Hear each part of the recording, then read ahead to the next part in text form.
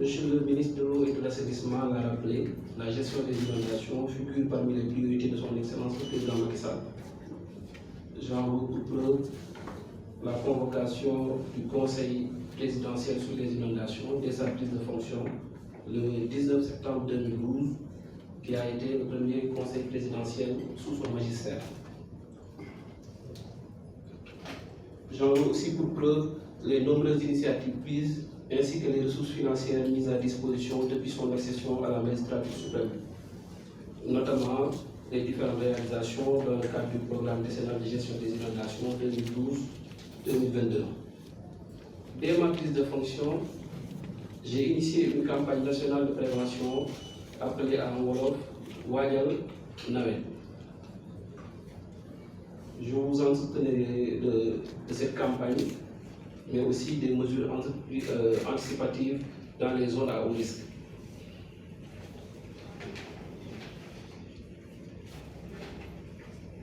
Donc, pour la campagne Waajal Nawet, cette initiative repose principalement sur 3 axes. Le premier, c'est l'approche communautaire, l'implication des communautés à travers les campagnes de communication, la sensibilisation, pour pousser les populations à s'impliquer davantage dans la prévention des inondations et dans l'entretien des ouvrages.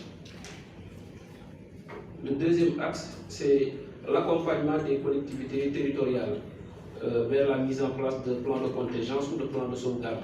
Parce que nous voyons dans beaucoup de pays que la question des inondations est gérée généralement au niveau territorial. Donc à l'échelle locale, avec des plans de contingence qui nous permettent d'identifier les problèmes très tôt, mais aussi de planifier les besoins et très souvent même de budgétiser ces besoins-là pour qu'en cas de survenance, on puisse avoir les moyens pour faire face. Le troisième axe, c'est l'approche suivi-évaluation. Donc, ce qui nous a permis de faire le tour du pays.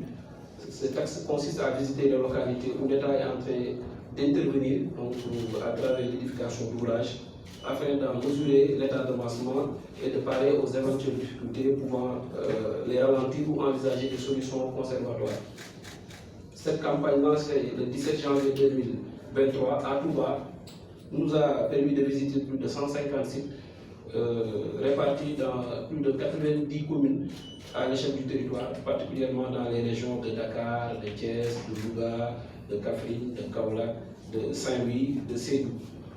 Aujourd'hui, plusieurs ouvrages ont été réalisés, notamment dans la banlieue, grâce au programme mis en œuvre par l'État du Sénégal. Monsieur le ministre de l'eau et de l'assainissement a parlé particulièrement de Keur Massar avec la phase d'urgence du projet BER. Donc, pour le deuxième point, l'anticipation dans les zones à haut risque d'inondation. L'année 2022 a été une année très pluvieuse où on est passé d'un cumul pluviométrique en moyenne à Dakar de 300 à 400 mm. L'année dernière, on a reçu plus de 800 mm, ce qui a causé aussi beaucoup de dégâts. Donc, ce qui nous a poussé dans l'anticipation, dans la prévention, à engager beaucoup de travaux. En effet, les mesures anticipatives sont en train d'être déroulées.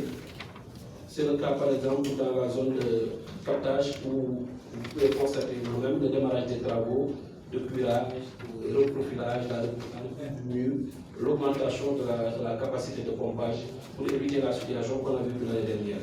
La réalisation de cette bassin tampon diminuera considérablement le volume d'eau qui converge vers la Lagrose. On a connu beaucoup de difficultés l'année dernière du fait du pompage des eaux pluviales vers la Lagrose. Donc cette année, il y a un dispositif qui a été mis en place sous la coordination du gouverneur de la région de Dakar, où on a identifié 7 sites qui vont abriter des bassins et les travaux ont déjà démarré. Les ouvrages de protection de la plateforme du terre qui jouent un rôle très important et qui permettent de mettre hors d'eau déjà les ouvrages du terre, mais aussi tous les quartiers environnants. Le centre de santé Philippe Maguilène Senghor, nous tous on se rappelle des images très difficiles qu'on voyait chaque année, mais cette année on espère avec le démarrage des travaux qui ne pourront pas être terminés d'ici l'hivernage, que ces difficultés-là seront vraiment atténuées.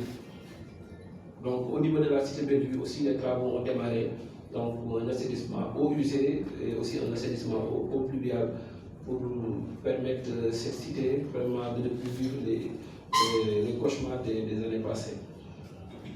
Et à Fatick, on a reçu des pluies exceptionnelles l'année dernière qu'on n'a pas constaté depuis les années 40, depuis 1947 précisément, où on a reçu l'année dernière à Fatick presque 180 mm. Avec les travaux engagés par les services de l'ONAS, je pense qu'il y aura beaucoup d'améliorations cette année.